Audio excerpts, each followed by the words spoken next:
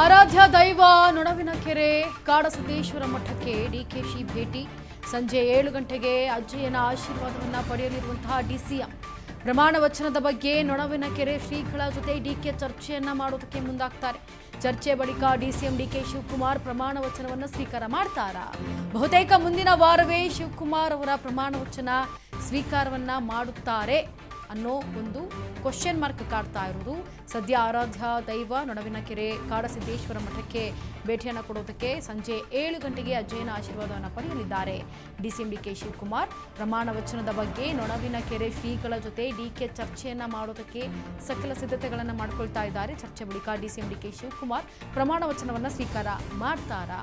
ಬಹುತೇಕ ಮುಂದಿನ ವಾರವೇ ಶಿವಕುಮಾರ್ ಅವರು ಪ್ರಮಾಣ ವಚನವನ್ನು ಸ್ವೀಕಾರ ಮಾಡಬಹುದು. ಆರಾಧ್ಯ ದೈವ ನೊಣವಿನಕೆರೆಗೆ ಈಗ ಏನು ಶ್ರೀಗಳನ್ನು ಭೇಟಿಯಾಗಿ ಮಾತನಾಡೋದಕ್ಕೂ ಕೂಡ ಮುಂದಾಗ್ತಾ ಇದ್ದಾರೆ. ಆದರೆ ಡಿಕೆಶಿ ನಿವಾಸದಲ್ಲಿ ಒಂದು ಕಡೆ ಅಭಿಮಾನಿಗಳು ಕೂಡ ಜಮಾವಣೆಗೊಂಡಿದ್ದಾರೆ.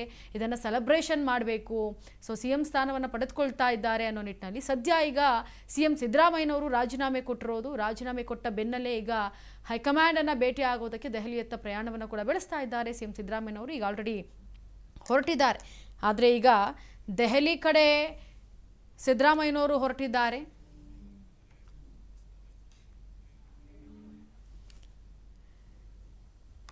ನಮ್ಮ ಪ್ರತಿನಿಧಿ ಬಸವರಾಜ್ ಹೂಗಾರ ಈಗ ಮತ್ತಷ್ಟು ಮಾಹಿತಿಯನ್ನು ಕೊಡ್ತಾ ಹೋಗ್ತಾರೆ. ಇದ್ರ ಬಗ್ಗೆ ಲೈವ್ನಲ್ಲಿ ಅಪ್ಡೇಟನ್ನು ಕೊಡ್ತಾ ಹೋಗ್ತಾರೆ. ಬಸವರಾಜ್, ಈಗ ಸದ್ಯಕ್ಕೆ ಪರಿಸ್ಥಿತಿ ಆಗಿದೆ, ಜೊತೆಗೆ ಈಗ ರಾಜೀನಾಮೆ ಕೊಟ್ಟ ನಂತರ ಸಿದ್ದರಾಮಯ್ಯನವರು ಈಗ ಮತ್ತೆ ದೆಹಲಿಯತ್ತ ಮುಖ ಮಾಡಿರೋದು. ಇದ್ರ ಬಗ್ಗೆ ಮತ್ತಷ್ಟು ಅಪ್ಡೇಟ್ ಕೊಡಿ.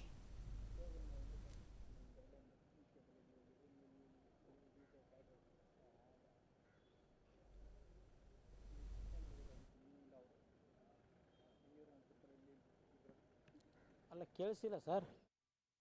ಬಸವರಾಜ್ ಅವರೇ, ನನ್ನ ಧ್ವನಿ ಕೇಳಿಸ್ತಾ ಇದೆಯಾ? ಎಸ್ ನೋಡಿ, ಯತೀಂದ್ರ ಅವರು ರಾಜ್ಯದಲ್ಲಿ ಪ್ರಮುಖ ಶಕ್ತಿ ಕೇಂದ್ರಗಳು 3 ಶಕ್ತಿ ಕೇಂದ್ರಗಳು ಕೂಡ ಇರುವಂಥದ್ದು.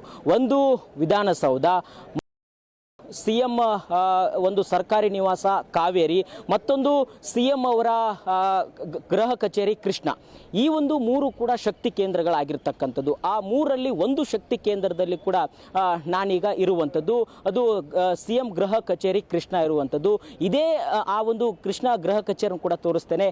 ಇದೇ ಒಂದು ಕಚೇರಿಯಲ್ಲಿ ಕೂಡ ಸಿಎಂ ಸಿದ್ದರಾಮಯ್ಯನವರು ಕೂಡ ಸಿಎಂ ಆಗಿ ತಮ್ಮ ಸುದೀರ್ಘವಾಗಿರ್ತಕ್ಕಂಥ ರಾಜಕೀಯ ಜೀವನವನ್ನು ಕೂಡ ಕಳೆದಿರ್ತಕ್ಕಂಥದ್ದು. ಸಿಎಂ ಆಗಿ ಕೂಡ ಹಲವಾರು ರೀತಿಯ ಕಾರ್ಯವೈಖರಿಯನ್ನು ಕೂಡ ಇದೇ ಕಚೇರಿಯಲ್ಲೂ ಕೂಡ ಮಾಡಿರ್ತಕ್ಕಂಥದ್ದು. ಸಾಕಷ್ಟು ಜನನು ಕೂಡ ಬರ್ತಾ ಇದ್ರು, ಶಾಸಕರು ಬರ್ತಾ ಇದ್ರು, ಸಚಿವರು ಬರ್ತಾ ಇದ್ರು, ಎಲ್ಲರೂ ಕೂಡ ದೊಡ್ಡ ಮಟ್ಟದಲ್ಲಿ ಕೂಡ ಈ ಒಂದು ಕಚೇರಿಯಲ್ಲಿ ಕೂಡ ಎಲ್ಲ ಸರ್ಕಾರದ ಕಾರ್ಯ ಕೆಲಸಗಳು ಕೂಡ ಆಗ್ತಾ ಇದ್ದು. ಆದರೆ ಇವತ್ತು ಸಿಎಂ ಸಿದ್ದರಾಮಯ್ಯನವರು ಅವರ ಸಿಎಂ ಸ್ಥಾನಕ್ಕೆ ರಾಜೀನಾಮೆ ಸಲ್ಲಿಸಿದ್ದಾರೆ.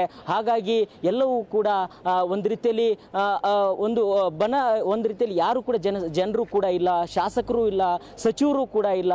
ಹಾಗಾಗಿ ಒಂದು ಆತಂಕದ ವಾತಾವರಣ ಕೂಡ ಇರುವಂಥದ್ದು. ಒಂದು ಕಡೆ ಎಲ್ಲೂ ಕೂಡ ಜನಸಂಖ್ಯೆಯಿಂದ ಶಾಸಕರಿಂದ ತುಂಬಿ ತುಳುಕಾಡ್ತಾ ಇತ್ತು ಈ ಒಂದು ಗೃಹ ಕಚೇರಿ ಕೃಷ್ಣ ಅನ್ನುವಂಥದ್ದು. ಆದರೆ ಇದೀಗ ಸಿಎಂ ಸಿದ್ದರಾಮಯ್ಯನವರು ಯಾವಾಗ ತಮ್ಮ ಸಿಎಂ ಸ್ಥಾನಕ್ಕೆ ರಾಜೀನಾಮೆ ಕೊಡ್ತಾರೋ ಅದಾದ ಬಳಿಕ ಎಲ್ಲವೂ ಕೂಡ ನೀವು ನೋಡ್ತಾ ಇರಬಹುದು ಖಾಲಿಯಾಗಿ ಕಾಣ್ತಾ ಇದೆ. ಇದು ಸಿಎಂ ಗೃಹ ಕಚೇರಿ ಕೃಷ್ಣ ಇರ್ತಕ್ಕಂಥ ಪರಿಸ್ಥಿತಿ.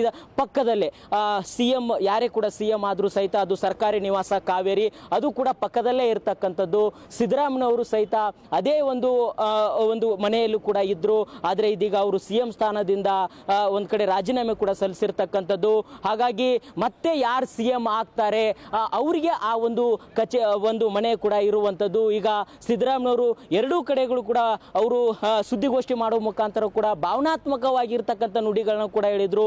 ಬ್ರೇಕ್ಫಾಸ್ಟ್ ಮೀಟಿಂಗ್ನಲ್ಲಿ ಕೂಡ ಅವರು ಕಣ್ಣೀರು ಹಾಕಿದ್ರು ಅನ್ನುವಂಥದ್ದು ಕೂಡ ನಮಗೆ ಒಂದಿಷ್ಟು ಮಾಹಿತಿ ಕೂಡ ಸಿಕ್ಕಿರ್ತಕ್ಕಂಥದ್ದು. ಅಂದರೆ ಸಹಜವಾಗಿ ಇಂಚರ ಒಂದು ಕಡೆ ಸುದೀರ್ಘವಾಗಿರ್ತಕ್ಕಂತಹ ಒಂದು ಮುಖ್ಯಮಂತ್ರಿಗಳಾಗಿ ತಮ್ಮ ಅಧಿಕಾರವನ್ನ ಪಡೆದುಕೊಂಡು ಇದೀಗ ಇದ್ದಕ್ಕಿದ್ದಂತೆ ಪಕ್ಷದ ಹೈಕಮಾಂಡ್ ನಾಯಕರು ಹೇಳಿದ್ದಾರೆ, ಹಾಗಾಗಿ ನಾನು ಅಧಿಕಾರವನ್ನು ಬಿಟ್ಕೊಡ್ಬೇಕು ಅನ್ನುವಂಥದ್ದನ್ನು ಬಂದಂಥ ಸಂದರ್ಭದಲ್ಲಿ ಸಹಜವಾಗಿ ಯಾರೇ ಆಗಿದ್ದರೂ ಸಹಿತ ಅವರಿಗೆ ಒಂದು ಭಾವುಕರಾಗ್ತಾರೆ, ದುಃಖ ಆಗುತ್ತೆ. ಹಲವಾರು ಅಭಿಮಾನಿಗಳಿಗೂ ಕೂಡ ನಿರಾಸೆ ಎಂಬಂತೆ ಆಗುತ್ತೆ. ಯಾರು ಈಗ ಮತ್ತೆ ಮುಂದಿನ ಮುಖ್ಯಮಂತ್ರಿ ಆಗ್ತಾರೋ ಅವರು ಈ ಒಂದು ಗೃಹ ಕಚೇರಿ ಕೃಷ್ಣದಲ್ಲಿ ಮತ್ತೆ ಅವರ ಆಡಳಿತದ ರಾಜ್ಯಭಾರವನ್ನ ಮಾಡಲಿದ್ದಾರೆ. ನೀವು ಗಮನಿಸ್ತಾ ಇರಬಹುದು ಈ ಕಚೇರಿ ಈಗೇನು ಖಾಲಿಯಾಗಿದೆ. ಮತ್ತೆ ಯಾರು ಸಿಎಂ ಆಗ್ತಾರೋ ಅವರ ಹಿಂದೆ ಶಾಸಕರು ಬರ್ತಾರೆ, ಹಲವಾರು ಸಾರ್ವಜನಿಕರು ಬರ್ತಾರೆ, ಅಧಿಕಾರಿಗಳು ಕೂಡ ಇರ್ತಾರೆ. ಮತ್ತೆ ಇದು ತುಂಬಿ ತುಳುಕಾಡುವಂಥದ್ದು ಕೂಡ ದಿನಗಳು ಕೂಡ ಬರುವಂಥದ್ದು. ಆದರೆ ಸದ್ಯಕ್ಕೆ ಸಿಎಂ ಸಿದ್ದರಾಮಯ್ಯನವರು ಇಲ್ಲದೆ ಖಾಲಿ ಈಗ ನಿಮಗೆ ತೋರಿಸ್ತಾ ಇದ್ದೇನೆ. ಎಲ್ಲವೂ ಕೂಡ ಈಗ ಪೊಲೀಸ್ ಅಧಿಕಾರಿಗಳು ಕೂಡ ಅದನ್ನ ಗೇಟ್ ಕೂಡ ಹಾಕಿದ್ರು.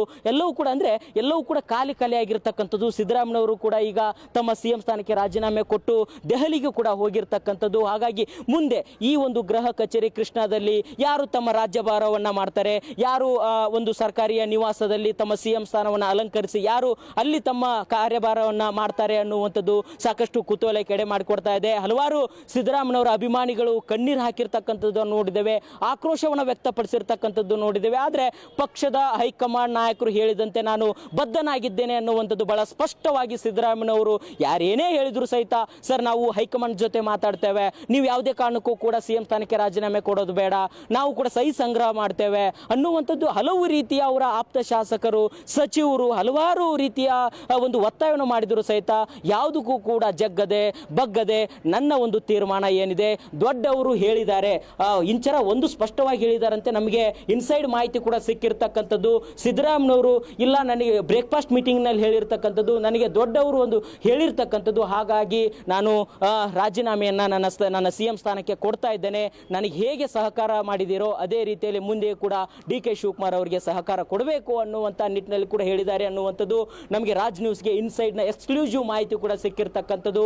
ಹಾಗಾಗಿ ಮುಂದೆ ಬಹುತೇಕವಾಗಿ ಡಿ.ಕೆ. ಶಿವಕುಮಾರ್ ಅವರು ಈ ಒಂದು 3 ರಾಜ್ಯದ ಶಕ್ತಿ ಕೇಂದ್ರಗಳೇನಿದಾವೆ, ಒಂದು ಕಾವೇರಿ ನಿವಾಸ ಆಗಿರಬಹುದು, ಗೃಹ ಕಚೇರಿ ಕೃಷ್ಣ ಆಗಿರಬಹುದು, ವಿಧಾನಸೌಧ ಆಗಿರಬಹುದು, ಈ 3 ಶಕ್ತಿ ಕೇಂದ್ರಗಳಲ್ಲಿ ಡಿ.ಕೆ. ಶಿವಕುಮಾರ್ ಅವರು ರಾಜ್ಯಭಾರವನ್ನ ಮಾಡುವಂತಹ ಎಲ್ಲ ಸಾಧ್ಯತೆ ಕೂಡ ಇದೆ. Inchara S Basavaraj, ground level ಅಲ್ಲಿ ಅತ್ಯುತ್ತಮವಾಗಿ ನೀವು ಅಪ್ಡೇಟ್ ಅನ್ನ ಕೊಟ್ಟಿದ್ದೀರಾ. Thank you so much.